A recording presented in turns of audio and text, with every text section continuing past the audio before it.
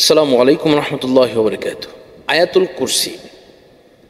আয়াতুল কুরসি এমন একটি বিষয়, এই আয়াতুল কুরসি যদি আপনি নিয়মিত পাঠ করেন, এই আয়াতুল কুরসি পড়লে এক নম্বর হচ্ছে যত ধরনের জিন, আপনার বদ জিন, এখানে শয়তান এবং জিন দুটা জিনিস রয়েছে, কিন্তু মানুষকে যেটা আক্রান্ত করে বা মানুষকে যেটা ওয়াসওয়াসা দেয় তা হচ্ছে শয়তান, এবং মানুষকে দুষ্ট জিনে প্রভাবিত করতে পারে।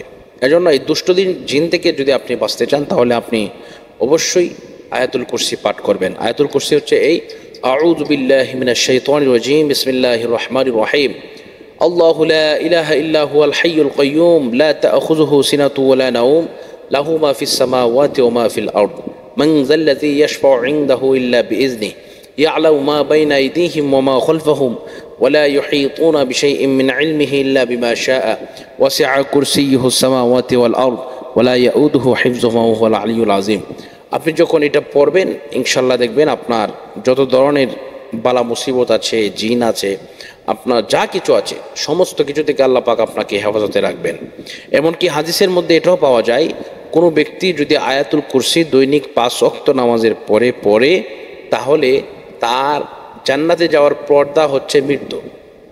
অর্থাৎ মৃত্যু হচ্ছে না, এজন্য আপনি জান্নাতে যাচ্ছেন না, আপনি মৃত্যু হয়ে যাবে, আল্লাহ পাক আপনাকে পৃথিবী থেকে উঠিয়ে নেবেন, এর সাথে সাথে আল্লাহ পাক আপনাকে জান্নাত দিয়ে দেবেন। সুবহানাল্লাহ, কত বড় নিয়ামত, কত বড় ফজিলত! এজন্য আমরা চেষ্টা করব আমরা আয়াতুল কুরসি বেশি বেশি পাঠ করার জন্য।